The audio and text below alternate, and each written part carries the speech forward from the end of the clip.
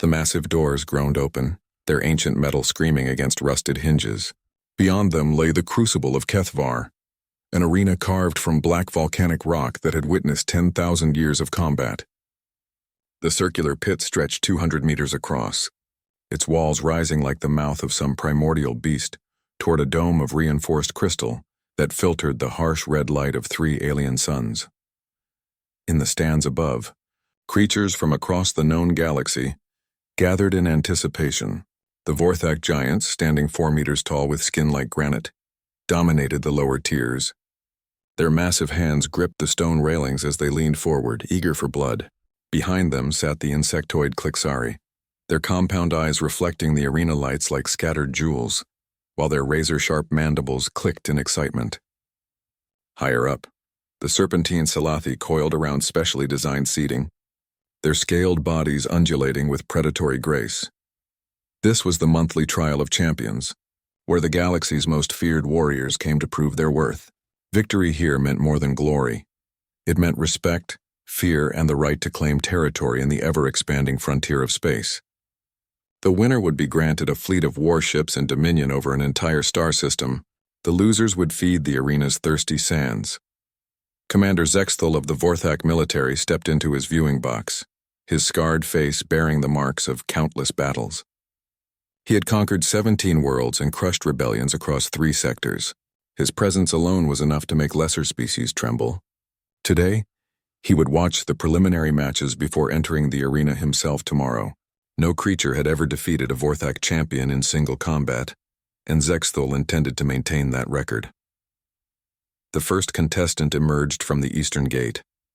A Klixari warrior drone, its exoskeleton polished to a mirror shine, wielded 4 vibroblades with surgical precision. The creature had reportedly sliced through an entire regiment of soldiers in under 10 minutes during the siege of Mordath Prime. Its compound eyes surveyed the arena with cold calculation as it tested the weight of its weapons. From the western gate came its opponent, a Salathi assassin, known as the Widow of Vex. Her serpentine form, stretched nearly 8 meters long, covered in scales that shifted color like liquid mercury. Poison glands beneath her fangs had claimed the lives of 3 planetary governors, and her coils could crush durasteel with ease. She moved with fluid grace, her forked tongue tasting the air for any hint of fear. The crowd roared its approval as the 2 apex predators sized each other up. Betting chips changed hands rapidly in the stands, though most wagered on how quickly the Klixari would be crushed rather than who would win. The Salathi's reputation was legendary, but as the combatants prepared to engage, a 3rd gate began to open. This was unprecedented. The trial of champions had always been one-on-one combat.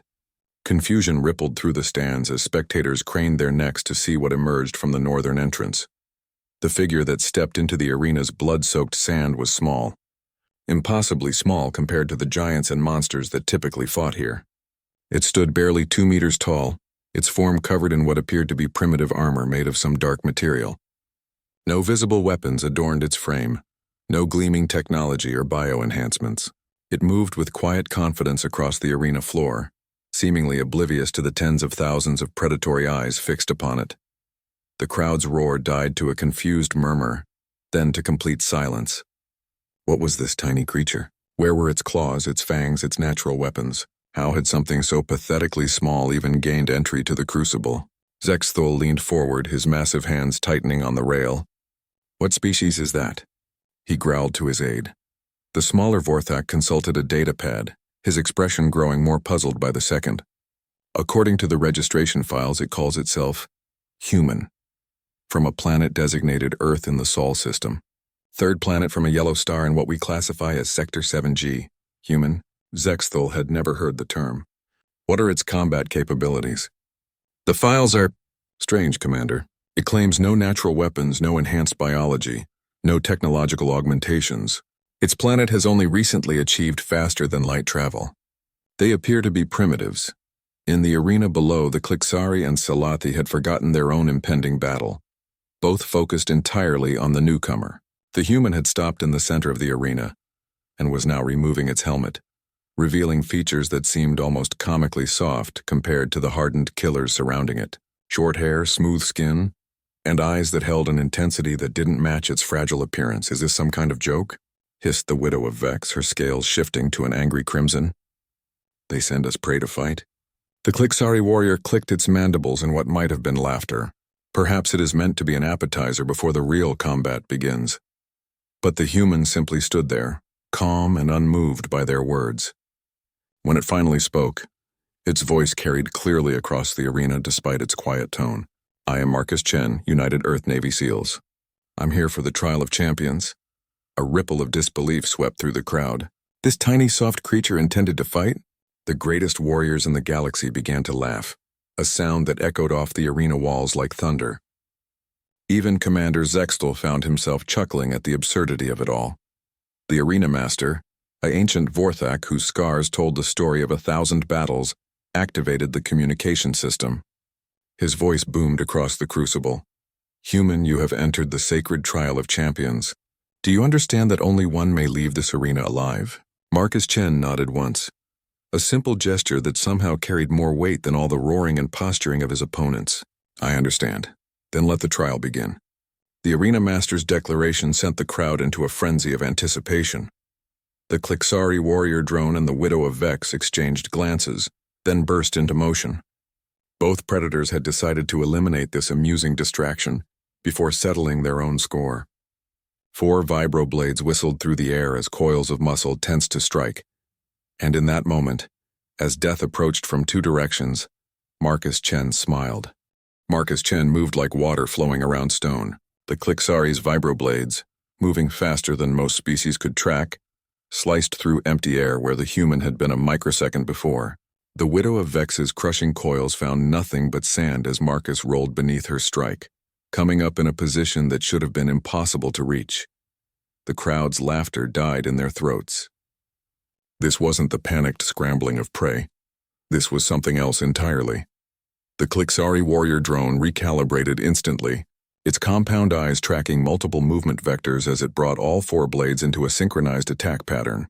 No creature could evade such precision.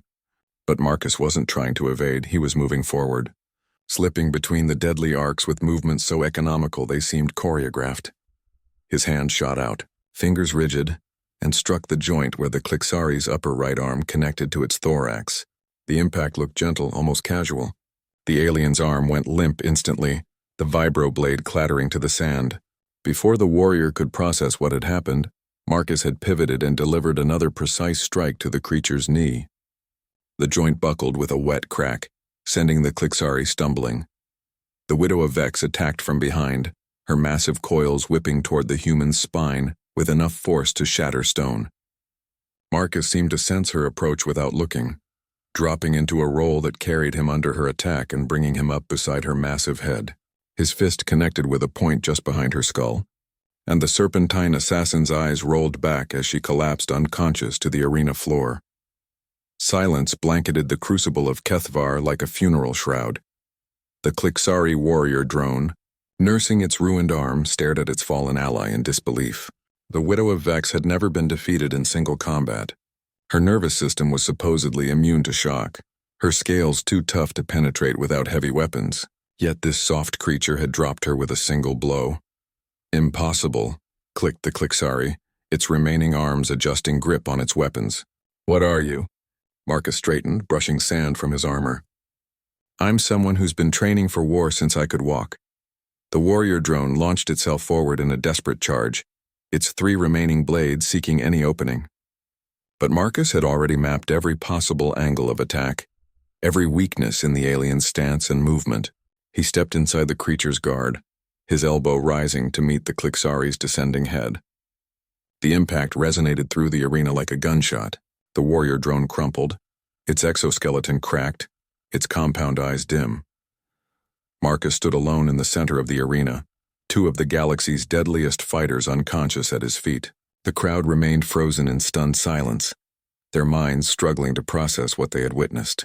This wasn't possible. Soft creatures didn't defeat apex predators. Primitives didn't conquer champions. In the stands, Commander Zextel felt something he hadn't experienced in decades: uncertainty. His aide was frantically scanning databases, trying to find any information about this human species. Commander, the smaller Vorthak whispered. "I've found preliminary intelligence reports about their homeworld. According to our scouts, Earth is a death world."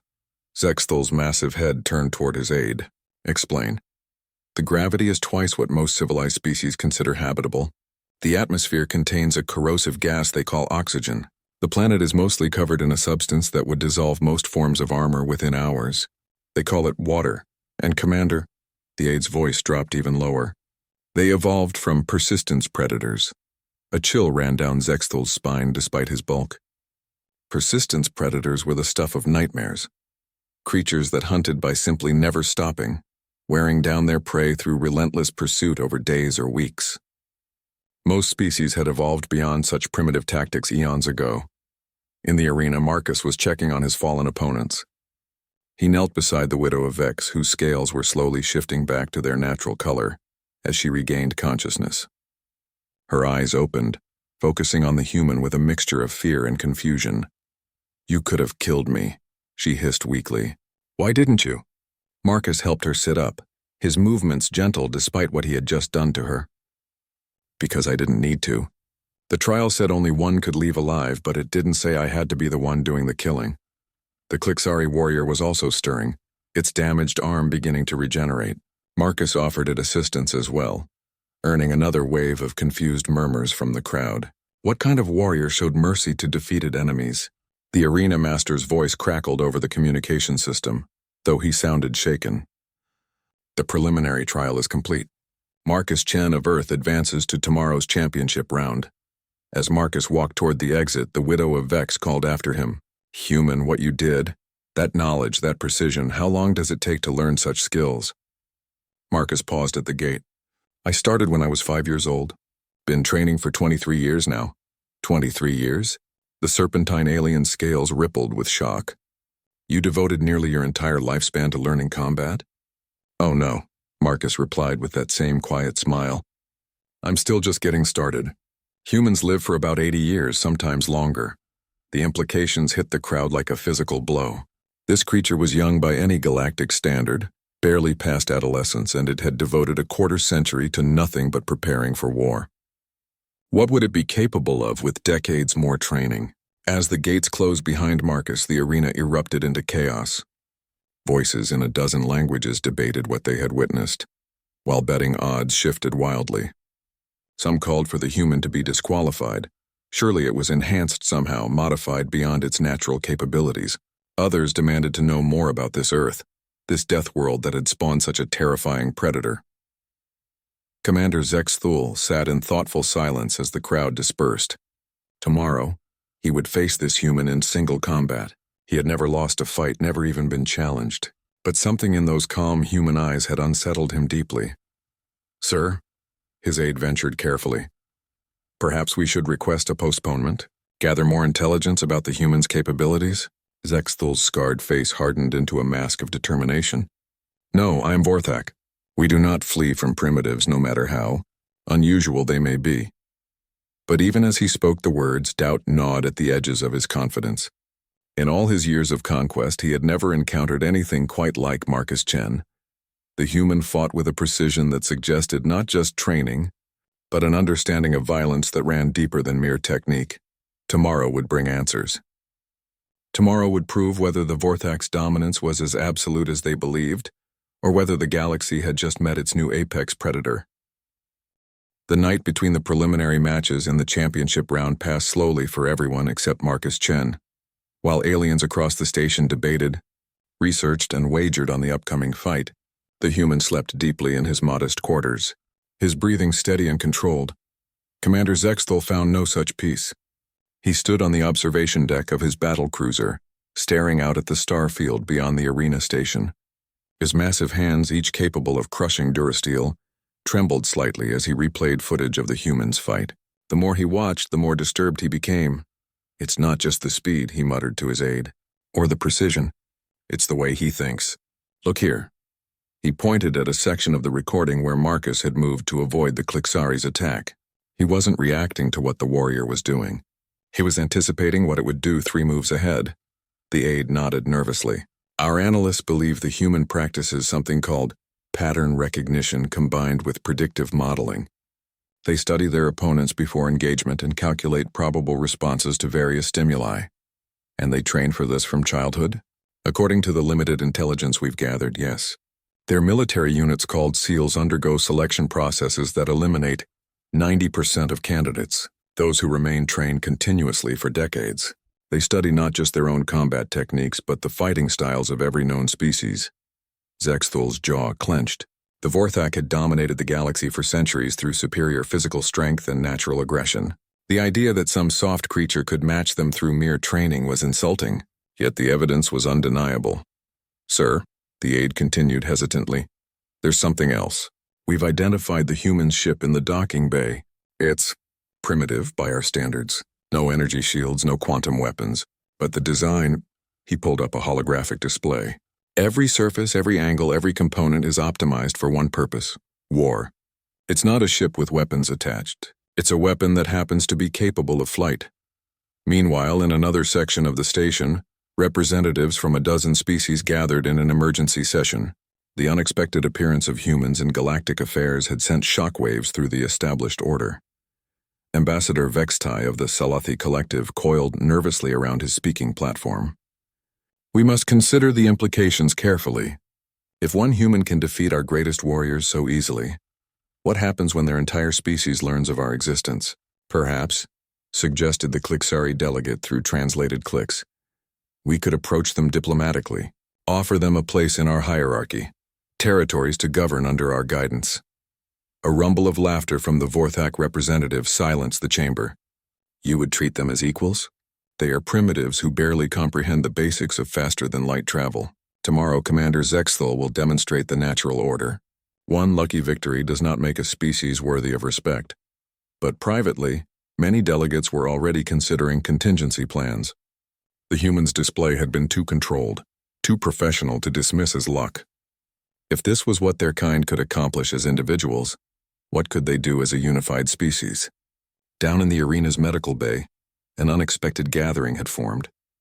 The widow of Vex and the Klixari warrior drone sat together, their wounds treated but their pride still raw. They had been joined by several other former champions who had been watching from the stands. I've fought across 17 systems, the widow hissed, her scales rippling with remembered humiliation. I've killed creatures twice my size, survived assassinations that would fell armies. But when the human struck me, it was like he knew exactly where to hit to shut down my nervous system. The Klixari warrior flexed its regenerating arm carefully. The precision was inhuman, not just the physical strike, but the targeting. He identified weaknesses in our biology that we didn't even know existed. An elderly Vorthak veteran, his hide scarred by centuries of combat, leaned forward. I served under Zexthul during the Rigel campaign. Watched him tear through enemy lines like they were made of paper. But this human... He shook his massive head. There's something different about the way he fights. It's not rage or bloodlust driving him. It's calculation. Pure, cold calculation. As dawn broke over the arena station, Marcus Chen went through his morning routine with the same methodical precision he applied to everything else. Physical conditioning, meditation, weapons maintenance, tactical review. He had studied every piece of available footage on Vorthak combat techniques, analyzed their physiology, and identified 17 potential pressure points that could disable even their massive frames. The arena filled quickly as word of the previous day's upset spread throughout the sector. Ships arrived from distant systems, their passengers eager to witness what many believed would be the humans' final moments. The betting odds heavily favored Zexthul, but a surprising number of smaller wagers were being placed on the human to survive more than 5 minutes. In the Vorthak viewing section, military officers debated tactics. Zexthul should end this quickly, one general growled. Grab the creature and crush it. No fancy technique, no drawn-out combat. Simple, overwhelming force, but another officer shook his head. Did you see how the human moved? He doesn't fight where his opponents expect him to be. If the commander tries to grab him and misses, he'll be off balance and vulnerable. The arena master took his position as the morning's preliminary matches concluded. These fights, once the main attraction, had been reduced to mere warm-up acts for the unprecedented showdown to come. The crowd's attention was entirely focused on the 2 sealed gates, one that would disgorge the galaxy's most feared warrior, the other hiding humanity's enigmatic representative. When the gates finally opened, the contrast was striking. Commander Zexthul emerged like a living mountain, his 4-meter frame covered in ritual scars and bearing weapons that had claimed thousands of lives. His roar of challenge shook dust from the arena walls and sent smaller species scrambling for cover. From the opposite gate, Marcus Chen walked calmly onto the sand. He carried no visible weapons, wore no ceremonial armor. He looked by any galactic standard completely unprepared for what was about to happen. The two warriors faced each other across the blood-stained arena floor. Zexthul raised his massive arms and bellowed his war cry, a sound that had been the last thing countless enemies had heard. Marcus simply nodded respectfully and settled into a ready stance that looked almost casual. "Human," Zexthul's voice boomed across the arena. "You have shown some skill against lesser opponents, but I am Vorthak. I am Conquest incarnate. Surrender now and your death will be swift." Marcus tilted his head slightly, considering the offer. When he replied, his voice carried clearly despite its quiet tone. "Commander, with respect, I didn't come this far to surrender. And with even greater respect, I think you're about to learn something new about the galaxy you thought you understood." The arena master raised his hand, then let it fall. "Let the trial of champions commence." Zexthul charged forward like an avalanche given form, his massive fists capable of pulverizing stone. But as he reached the spot where Marcus had been standing, he found only empty air and a handful of sand kicked up by the human's movement. The real fight was about to begin. Zexthul's fist struck the arena floor where Marcus had been standing, creating a crater deep enough to swallow a small vehicle. Chunks of volcanic rock flew like shrapnel, but the human was already gone, moving in a pattern that seemed to defy the laws of physics. How could something so small move so fast? The commander spun, his combat-enhanced reflexes tracking the human's movement. There. Marcus was circling him at a distance that should have been safe, studying him with those unsettling calm eyes. Zexthul had expected fear, desperation, the wild flailing of a creature facing certain death. Instead, the human looked like he was taking notes. "Stop running, coward!" Zexthul roared, launching himself forward again. His massive hands swept through the air in crushing arcs, each blow carrying enough force to flatten a building. But Marcus flowed around the attacks like smoke, never quite where the Vorthak expected him to be. In the stands, alien spectators watched in growing amazement. The human wasn't just avoiding Zexthul's attacks. He was making the commander look clumsy, turning his overwhelming strength into a liability. Every missed blow left the Vorthak slightly off balance, slightly more frustrated, slightly more reckless. Marcus struck for the first time as Zexthul overextended on a particularly vicious swing. His fist connected with the nerve cluster just below the commander's left knee, a point that anatomical scans had identified as a potential weakness. The blow looked insignificant against the Vorthak's massive frame, but Zexthul's leg buckled slightly. The crowd gasped. No one had ever made Commander Zexthul stumble. "Impossible," the Vorthak general in the stands whispered. "Our exoskeletons are reinforced with quantum-bonded carbon fiber. A primitive creature shouldn't be able to cause any damage at all." But Marcus had found something more vulnerable than armor. He had found the biological weak points that evolution had built into every creature, no matter how heavily modified. His training had taught him that every living thing, no matter how large or strong, relied on the same basic systems: circulation, nervous function, structural support. Disrupt those systems at the right points and size became irrelevant. Zexthul turned to face his tormentor, his scarred features twisted with rage. "You think to defeat me with pinpricks? I have survived planetary bombardments, walked through plasma storms, crushed armies beneath my feet." Marcus nodded respectfully. "I believe you, Commander. Your record speaks for itself, but you've never fought a human before." The statement hung in the air like a challenge. Zexthul gathered himself for another charge, but this time he moved more carefully, trying to anticipate the human's evasions. Marcus met him head-on, dropping into a slide that carried him between the commander's legs. As he passed beneath the massive alien, his hand struck out twice, targeting pressure points on Zexthul's inner thighs. The Vorthak's nervous system, evolved for a world of massive predators and crushing gravity, had never encountered attacks so precisely targeted. Pain shot through his legs like lightning, and for a moment that felt like an eternity. His body refused to obey his commands. Marcus emerged from his slide and was already moving as Zexthul collapsed to one knee. The human's next target was the base of the commander's skull, where the spinal cord connected to the brain. It was a killing blow, one that would end the fight instantly. But Marcus hesitated. Instead of delivering the finishing strike, he stepped back and waited. The crowd fell silent, confused by this inexplicable mercy. Why would the human spare his opponent when victory was within reach? Zexthul struggled to his feet, his massive frame shaking with effort. The nerve strikes had disrupted his motor control, but Vorthak physiology was already beginning to compensate. In a few moments he would be back to full strength. Why? Zexthul growled, his voice strained but steady. You could have ended this. Why show mercy to your enemy? Marcus stepped back into his ready stance, his expression unchanged. Because, Commander, this isn't about ending you. It's about understanding what humans are capable of. Your people think strength comes from size, from natural weapons, from being born superior to others, but you're about to learn that the greatest predator in the galaxy is the one that makes itself into a weapon through choice, not chance. The words hit the assembled aliens harder than any physical blow. This human had deliberately given up a decisive advantage to make a point. What kind of creature possessed that level of confidence? What kind of warrior was so certain of victory that they could afford to show mercy? Zexthul felt something he had never experienced before, doubt about his own superiority.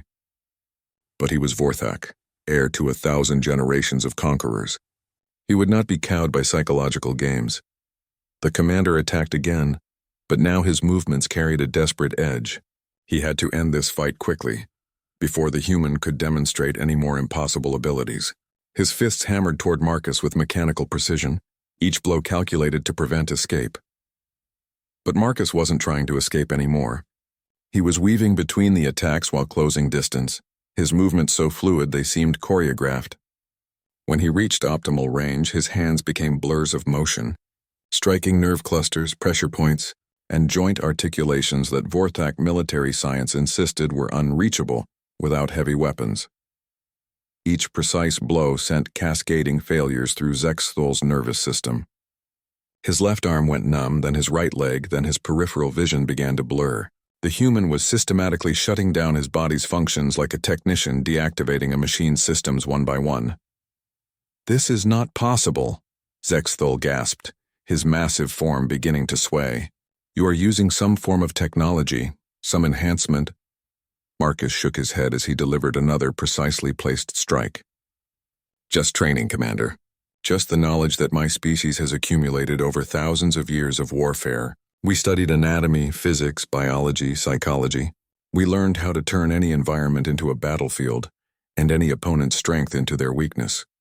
The Vorthak giant crashed to his knees, then to his side, his body finally overwhelmed by the cumulative effects of dozens of nerve strikes. He was not unconscious, not injured in any way that would show up on medical scans, but he was completely unable to move. Marcus knelt beside him, close enough that their conversation wouldn't carry to the stands. Commander, your species has ruled through might for centuries, but there's something you need to understand about humans. We don't just fight to win, we fight to survive, and when survival is at stake, we become something that even we sometimes fear. Zexthul stared up at the human, seeing something in those calm eyes that chilled him to his core. This creature hadn't been showing off or proving a point. It had been hunting. The entire fight had been a demonstration of how thoroughly humanity could dissect and defeat any opponent, no matter how superior they seemed. The arena master's voice cracked slightly as he announced, Marcus Cheneverth is victorious. The trial of champions is complete. But as the crowd erupted into chaos, Marcus was already thinking beyond this single victory. He had come here not just to fight, but to send a message. And that message was now spreading across the galaxy at light speed. Humanity had arrived, and the established order was about to change forever. The aftermath of Marcus Chen's victory rippled through the galaxy like shockwaves from a dying star. Within hours of the arena master's announcement, quantum communication networks carried news of the impossible defeat to every major world in known space.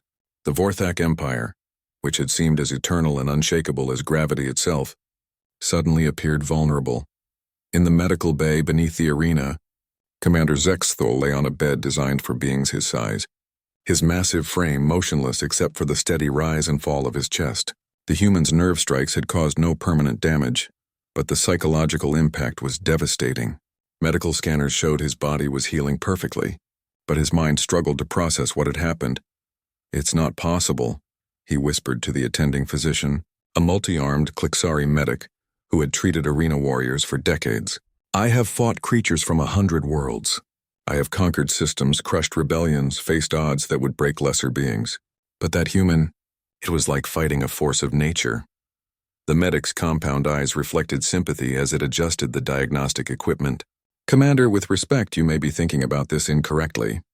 Perhaps the question is not how one human defeated you, but rather what kind of species produces such individuals as a matter of course." Those words haunted Zexthul as reports began filtering in from across the galaxy. Intelligence services that had dismissed Earth as a primitive backwater were suddenly scrambling to gather information about humanity. What they discovered defied everything they thought they knew about species development. Earth was indeed a death world, but that was only the beginning. Humans had evolved not as apex predators, but as persistence hunters who could outlast anything that ran from them. Their homeworld was a nightmare of natural disasters, extreme weather, and evolutionary pressure that would have driven most species to extinction. Instead of adapting to a specific environment, humans had developed the ability to adapt to any environment. More disturbing still were the reports of human military capability. Their ships were primitive by galactic standards, but they were built with a single-minded focus on warfare that impressed even veteran fleet commanders. Every design choice prioritized function over comfort, effectiveness over elegance. These were not the ships of a species that occasionally fought wars. They were the tools of a species that had never known true peace. Ambassador. Vextai of the Salathi Collective found himself staring at intelligence reports that grew more alarming by the hour. Human history was a continuous narrative of warfare, conflict, and competition. They had fought each other with such intensity that they had developed weapons capable of sterilizing their own planet. Yet somehow, instead of destroying themselves, they had used this endless conflict to refine their understanding of strategy, tactics, and combat to levels that other species had never imagined. They have been preparing for galactic warfare for their entire evolutionary history, he hissed to his aide, his scales rippling with anxiety. While we conquered lesser species and grew complacent, they were fighting each other and learning lessons that we never needed to consider. In the Vorthak Military Command Center, emergency sessions ran through the night as generals struggled with the implications of their champion's defeat. If one human could neutralize their greatest warrior so easily, what would happen when Earth learned about the galactic community? Would they demand territory? Would they seek to conquer? Or would they simply study the existing powers and develop strategies to defeat them all? "We need to act quickly," General Morthak declared, his scarred fists pounding the strategy table. "Locate their homeworld and destroy it before they can mobilize their full strength. One ship, one warrior, these prove nothing. We can still maintain dominance if we strike first." But older voices in the command structure urged caution. "We know nothing about their true capabilities," warned Admiral Kexvar, whose experience spanned 3 centuries of conquest. "This Marcus Chen may represent their average warrior, not their elite. Do we dare risk open warfare against an unknown quantity?" Meanwhile, in his modest quarters aboard the arena station, Marcus Chen was composing a report that would change the course of human history. His mission had been simple: infiltrate the galactic community, assess their capabilities, and determine whether humanity was ready for contact. What he had discovered exceeded his most optimistic projections. The species that dominated known space had grown soft through centuries of easy conquest. They relied on natural advantages, size, strength, technological superiority, but had never developed the kind of tactical flexibility that constant warfare had bred into humanity. They were powerful, but they were predictable. "Status report, Lieutenant Commander." The voice crackled through his encrypted communicator, transmitted across impossible distances by quantum entanglement. Marcus activated the recording system and spoke in measured tones. "Mission objectives achieved, Admiral. The galactic community presents significant technological advantages, but demonstrates critical strategic weaknesses. Recommend immediate implementation of Protocol 7. Protocol 7. First contact, but not as a supplicant seeking admission to galactic civilization. First contact as an equal power, backed by the full strength of Earth's unified military, and the hard-won knowledge that humanity was uniquely suited for this new arena. The quantum transmission traveled instantly to Earth, where fleet commanders and political leaders had been waiting for this moment since the first human ship achieved faster-than-light travel. Within hours, the largest military mobilization in human history began. Ships that had been designed for interstellar exploration were retrofitted with weapon systems. Soldiers who had trained for theoretical conflicts were briefed on alien psychology and anatomy. Diplomats prepared for negotiations backed by the implicit threat of humanity's terrifying competence in warfare. But not all of humanity's response would be military. Scientists eagerly analyzed the biological samples Marcus had discreetly collected during his fights, while engineers studied scans of alien technology he had transmitted. If conflict came, humanity would not meet it with crude violence, but with the same methodical precision that Marcus had demonstrated in the arena. Back on the arena station, word was spreading through the alien community about the true nature of Marcus's victory. It had not been luck, enhancement, or even superior training in the conventional sense.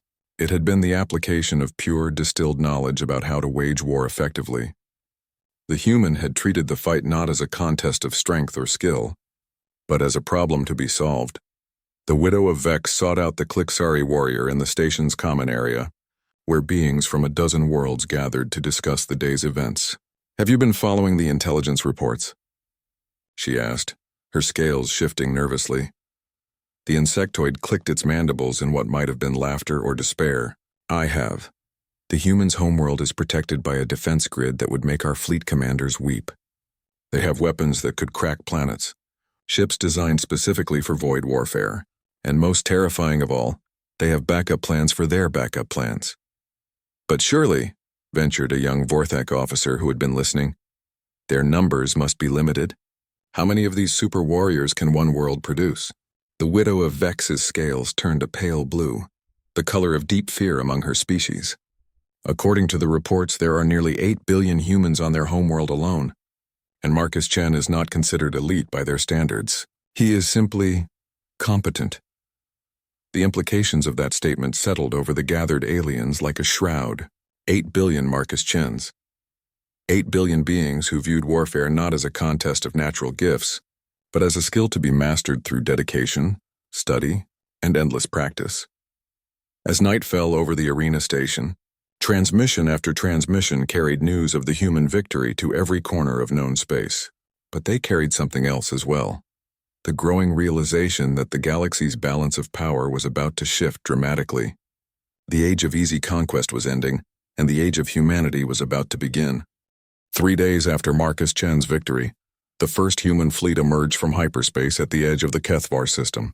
57 ships arranged in a formation that alien military analysts would later describe as aggressively defensive, every vessel positioned to provide overlapping fields of fire while maintaining clear escape routes. The humans had arrived not as conquerors, but as professionals who understood that diplomacy backed by visible strength carried more weight than empty threats. Admiral Sarah Liu stood on the bridge of the UES Indomitable, watching as her fleet's arrival sent panic through the alien shipping lanes. Merchant vessels scattered like startled fish, their crews transmitting frantic warnings about the primitive invasion force. But Admiral Liu had no intention of firing the first shot. Humanity's strategy was far more sophisticated than simple conquest. "Admiral," her communications officer reported, "we're receiving multiple hails from the station. The Arena Authority, the Vorthak command structure, and at least 12 different alien governments all demanding to know our intentions." Admiral Liu smiled grimly. "Patch me through to the Arena Authority first. They seem to be the local power structure." The main screen flickered to life, revealing the scarred face of the arena master who had overseen Marcus's fights. The ancient Vorthak's expression was carefully neutral, but his eyes held the wariness of a predator who had suddenly realized he was no longer at the top of the food chain. "Human vessels," the arena master's voice carried the weight of centuries of authority. "This is a neutral station under the protection of the Galactic Combat Council. State your business here." Admiral Liu stepped forward, her bearing radiating the quiet confidence that had made her legendary in Earth's unified navy. Arena Master, I am Admiral Sarah Liu of the United Earth Space Force. We're here to collect our champion and discuss certain adjustments to the galactic status quo. The alien's massive hands gripped the edges of his control console. Your champion fought honorably and won his freedom. He is welcome to depart at any time. As for adjustments to the status quo, I fear that is beyond my authority. Then perhaps, Admiral Liu replied smoothly, you could arrange a meeting with someone who does have that authority. We have some fascinating intelligence about human capabilities that we'd like to share with the galactic community. Those words sent a chill through every alien listening. The implication was clear. What they had seen in the arena was just the beginning. Humanity was announcing its presence not with desperate pleas for acceptance, but with quiet confidence in its own strength. Within hours, emergency sessions were being called across the galaxy. The Vorthak High Command convened its first war council in over a century.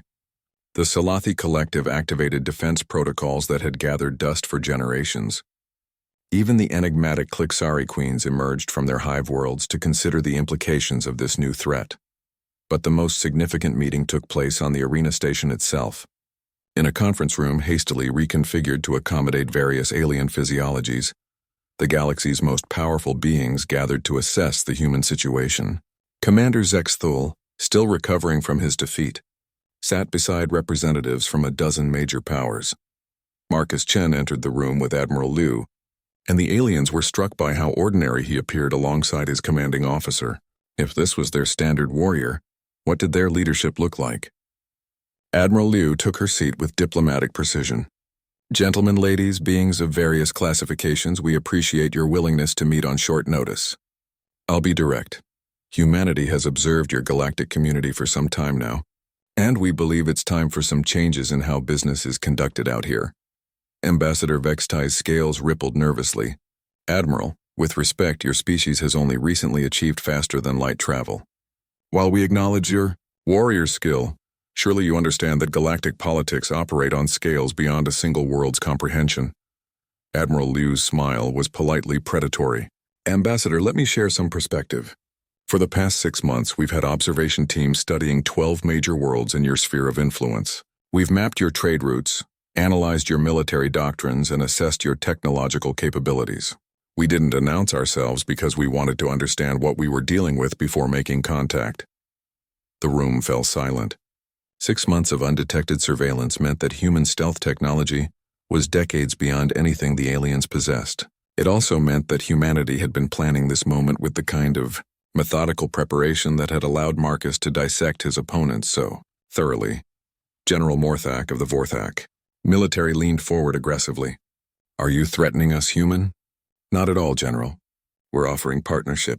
You see, we've identified several significant problems with how galactic society currently operates. Endless wars between species, inefficient resource allocation, technological stagnation due to reliance on conquest rather than innovation. We think we can help solve these issues. The Klixari representative clicked its mandibles skeptically. And what do humans gain from this partnership? Admiral Liu gestured to Marcus, who had remained silent throughout the exchange. Commander Chen demonstrated something important in his arena matches. He didn't just defeat his opponents. He showed them that there are better ways to approach conflict. Precise, targeted application of force rather than crude displays of strength. We'd like to apply that same principle to galactic governance. The implications were staggering. Humanity wasn't proposing to join galactic civilization. They were proposing to restructure it entirely. And they were doing so from a position of demonstrated strength.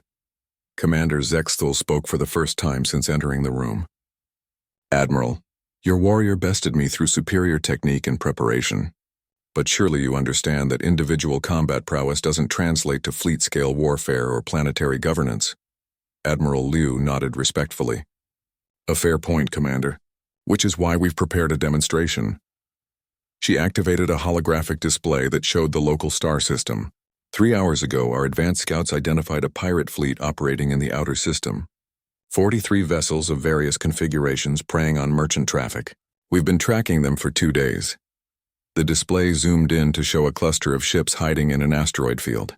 Even as they watched, human vessels began emerging from what seemed to be empty space, their stealth systems deactivating to reveal a perfectly coordinated encirclement. Rather than simply destroying them, Admiral Liu continued, "We're going to demonstrate human principles of applied force. Watch carefully." What followed was the most precise military operation any of the aliens had ever witnessed.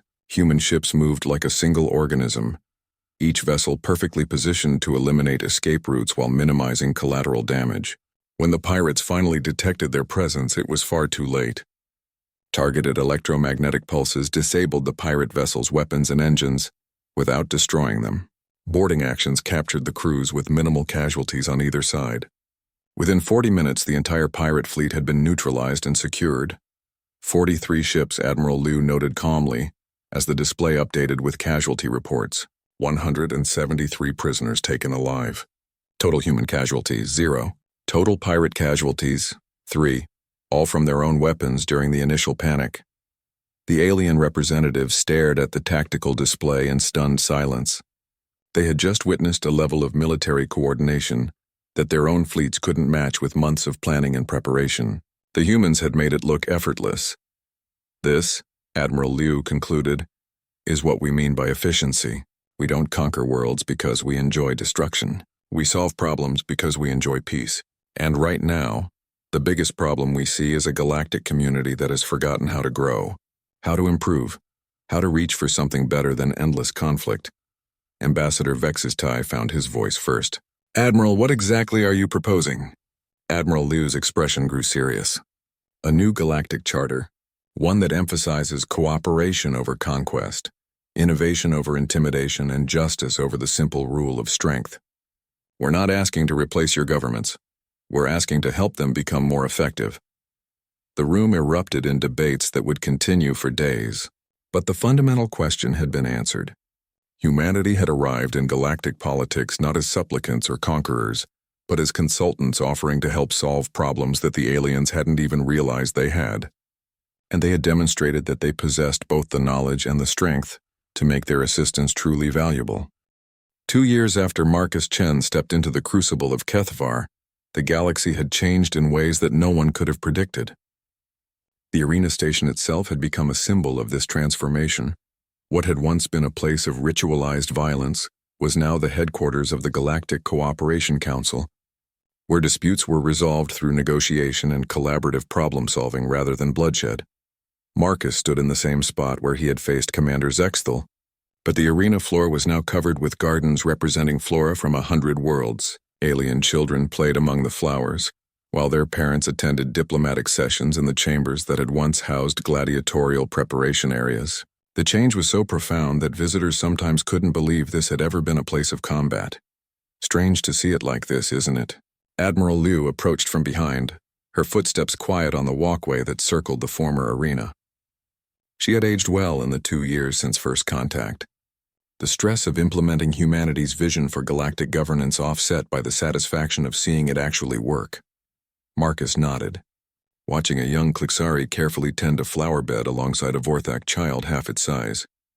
"Sometimes I wonder if we pushed too hard, too fast, changed too much too quickly. Do you regret it?" Marcus considered the question carefully. In the past 2 years, they had witnessed the collapse of 3 military dictatorships, the peaceful dissolution of the Vorthak Empire's most oppressive policies, and the establishment of trade networks that had increased prosperity across dozens of star systems. But change of this magnitude inevitably came with costs. "No," he said finally, "but I think about the alternatives we might have missed. Different approaches that could have achieved the same goals with less disruption." Admiral Liu smiled. "You sound like a diplomat now. Commander's recommending you for promotion to Admiral yourself. Interested in trading your field gear for a command ship?" Before Marcus could answer, they were interrupted by the arrival of an unlikely group. Commander Zexthal, his massive frame moving with the careful dignity of someone who had learned hard lessons about the nature of strength, led a delegation of former arena champions. The widow of Vex slithered beside him, her scales showing the calm blue-green that indicated contentment among her species. The Klixari warrior drone that Marcus had fought in his first match clicked its mandibles in what had become recognizable as a greeting. "Marcus Chen." Zexthal's voice had lost none of its resonance. but it now carried respect rather than challenge. "We've come to thank you." Marcus raised an eyebrow. "Thank me? For defeating you in front of the entire galaxy?" The massive Vorthak laughed, a sound that would have been terrifying 2 years ago but now seemed merely boisterous. "For showing us what we could become. Do you know what I'm doing now? I heard rumors about a teaching position. The Vorthak Military Academy," Zexthal confirmed with obvious pride. "I'm developing new training protocols based on human tactical principles. Not just for our own forces, but as part of the integrated defense network that protects the trade routes. Young warriors learn to think before they strike, to plan beyond the immediate battle." The widow of Vex coiled closer. "And I've been working with interspecies medical teams, sharing what we learned about pressure point manipulation during our fights. It turns out that techniques developed for combat have fascinating applications for healing."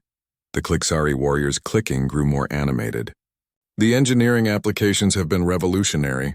Human mathematical approaches to structural analysis have allowed us to design ships that are lighter, stronger, and more efficient than anything we previously imagined possible." Admiral Liu listened to their reports with satisfaction. This had been humanity's true masterstroke, not conquering the galaxy but teaching it to conquer its own limitations. By demonstrating superior techniques rather than simply superior firepower, they had inspired other species to innovate and improve rather than simply submit. "There's something else," the widow of Vex added, her scales shifting to colors that indicated excitement. "The Galactic Council has approved the proposal for joint exploration missions beyond the known galaxy. Mixed species crews using integrated technologies. We want Marcus to command the first expedition." Marcus felt a familiar stirring of anticipation. The galaxy they knew was vast, but it was also just a tiny fraction of what lay beyond. Long-range sensors had detected signals from civilizations so distant that their light had taken millennia to reach the known worlds. What would they find out there? What new challenges would test humanity's principles and methods? The mission would last 5 years, Admiral Liu explained. Long-range exploration with full diplomatic authority. You'd be representing not just Earth, but the entire Galactic Cooperation Council. First contact with whatever we find out there. Marcus looked around the transformed arena one more time. 2 years ago, this had been a place where beings proved their worth through violence. Now it was a garden where different species learned to grow together. The change had seemed impossible then. But it had happened because someone had been willing to step into the arena and demonstrate that there was a better way. "When do we launch?" he asked. The assembled aliens clicked, hissed, and rumbled their approval. They had learned to read human expressions well enough to recognize the quiet determination that had first appeared when Marcus faced impossible odds in this very arena. 6 months, Admiral Liu replied. "The shipyards at Luna are finishing the construction of the UES Pioneer. It's unlike anything that's ever been built. Human engineering integrated with Vorthak structural techniques, Klixari computational systems, and Salathi biological interfaces. A ship designed not for conquest but for discovery." As the group dispersed to attend to their various duties, Marcus remained in the garden for a few more minutes. Above him, the crystal dome that had once sheltered Bloodsport now protected a living symbol of cooperation. Ships from a dozen species moved in orderly patterns through the space lanes, their courses coordinated by traffic control systems that had eliminated the chaos and conflict that had once characterized galactic travel. A soft chime from his communication device indicated an incoming message from Earth. Marcus activated the holographic display, revealing the face of Fleet Admiral Chen, no relation despite the shared surname, though they had become close colleagues over the past 2 years. "Marcus, I've got news about your exploration mission. Long-range sensors have detected something unusual in the Andromeda Galaxy. Massive energy signatures, potentially artificial in origin. The Science Council thinks we may have found evidence of a civilization that makes our entire local galaxy look primitive by comparison." Marcus felt the familiar surge of adrenaline that came with facing the unknown. 2 years ago, he had walked into an arena to prove that humans belonged among the galactic community. Now he would venture beyond the galaxy itself to discover what lay in the vast darkness between the stars. "Understood, Admiral. I'll be ready." As the communication ended, Marcus took one last look at the garden that had once been an arena. Somewhere out in the depths of space, new challenges waited. Civilizations so advanced that humanity's hard-won place among the galactic powers might once again seem insignificant. But that was precisely why they had to go. After all, as the galaxy had learned 2 years ago, when a human walked into an arena, any arena, silence fell, and even the fiercest giants learned to see the universe through different eyes. The next arena was waiting among the stars, and humanity was ready to step into it once again.